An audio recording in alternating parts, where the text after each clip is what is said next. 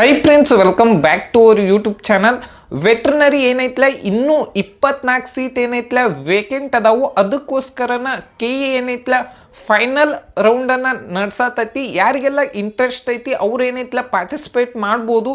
ಅದಕ್ಕೇನೈತ್ಲ ಬಹಳಷ್ಟು ಕಡಿಮೆ ಟೈಮ್ ಐತಿ. ನಾಳೆ 5ನೇ ತಾರೀಕು ಏನೈತ್ಲ DDಯನ್ನು ಪೇ ಮಾಡಿ ಮರುದಿನ 6ನೇ ತಾರೀಕು ಏನೈತ್ಲ ನೀವು ಕೆಗೆ ವಿಸಿಟ್ ಮಾಡಬೇಕು. ಮುಂಜಾನೆ 10ರಿಂದ 11 ಒಳಗಾಗಿ ವಿಸಿಟ್ ಮಾಡಬೇಕು. ನಿಮ್ಮ ಎಲ್ಲ ಡಾಕ್ಯುಮೆಂಟ್ ಆಗಿರ್ಬೋದು, ಎಲ್ಲ ಕಂಪ್ಲೀಟ್ ಡಾಕ್ಯುಮೆಂಟನ್ನು ಮತ್ತು KCET ವೆರಿಫಿಕೇಷನ್ ಸ್ಲಿಪ್ಪನ್ನು ಎಲ್ಲ ಕಂಪ್ಲೀಟಾಗಿ ಒಯ್ಬೇಕು. ಮತ್ತು ಯಾರೆಲ್ಲ ಕಾಲೇಜಿಗೆ ಜಾಯ್ನ್ ಆಗಿರಿ ಅವರು ಕೂಡ ಕಾಲೇಜ್ ಕಡೆಯಿಂದ NOCಯನ್ನು ತೆಗೆಸ್ಕೊಂಡು ಹೋಗಿರಬೇಕು. ಮತ್ತು ಇನ್ನೊಂದು ಇಂಪಾರ್ಟೆಂಟ್ ಅಂದ್ರೆ ಆಲ್ರೆಡಿ ಯಾರೆಲ್ಲ BAMS ಆಗಿರ್ಬೋದು, MBBS ಆಗಿರ್ಬೋದು, ಆಯುಷ್ ಕೋರ್ಸ್ ಆಗಿರ್ಬೋದು, ಡೆಂಟಲ್ ಮತ್ತು ಅಗ್ರಿಕಲ್ಚರ್ ಯಾರೆಲ್ಲ ಫಾರ್ಮಾ ಸೈನ್ಸನ್ನು ಮತ್ತು ರೇಷ್ಮೆ ಕೃಷಿಯನ್ನು ಯಾರು ತೊಂದಿರ್ತಾರೆ ಅವ್ರಿಗೇನೈತ್ಲ ಈ ರೌಂಡ್ದಾಗ ಅಲೌವ್ ಇರಂಗಿಲ್ಲ. ಅದಕ್ಕೋಸ್ಕರನ ಕಟ್ ಆಫ್ ಅಂತೂ ಡೌನ್ ಆಗೇ ಆಗ್ತೈತಿ.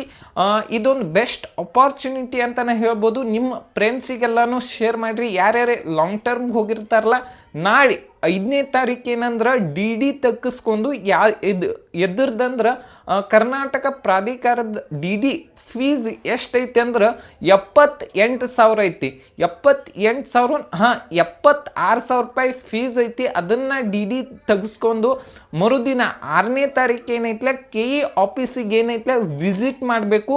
ಅಲ್ಲಿ ಏನೈತ್ಲ ಕಂಪ್ಲೀಟ್ ಪ್ರೊಸೆಸ್ಸನ್ನು ಕಂಪ್ಲೀಟ್ ಮುಂಜಾನೆ 10 ಗಂಟೆದಿಂದ 11 ಗಂಟೆ ಒಳಗಾಗಿ ಅಲ್ಲಿ ಹೋಗಬೇಕು. ಅದಾದ್ಮೇಲೆ 11 ಗಂಟೆದಿಂದ 12 ಗಂಟೆದಿಂದ 1 ಗಂಟೆ ಮಟ್ಟ ಆಪ್ಷನ್ ಎಂಟ್ರಿ ಮಾಡಕ್ಕೆ ಬಿಡ್ತಾರೋ. ಅದಾದ್ಮೇಲೆ ಮಧ್ಯಾಹ್ನ 2 ಗಂಟೆಗೆ ಏನೈತ್ಲ ಫೈನಲ್ ರಿಸಲ್ಟ್ ಬರ್ತೈತಿ.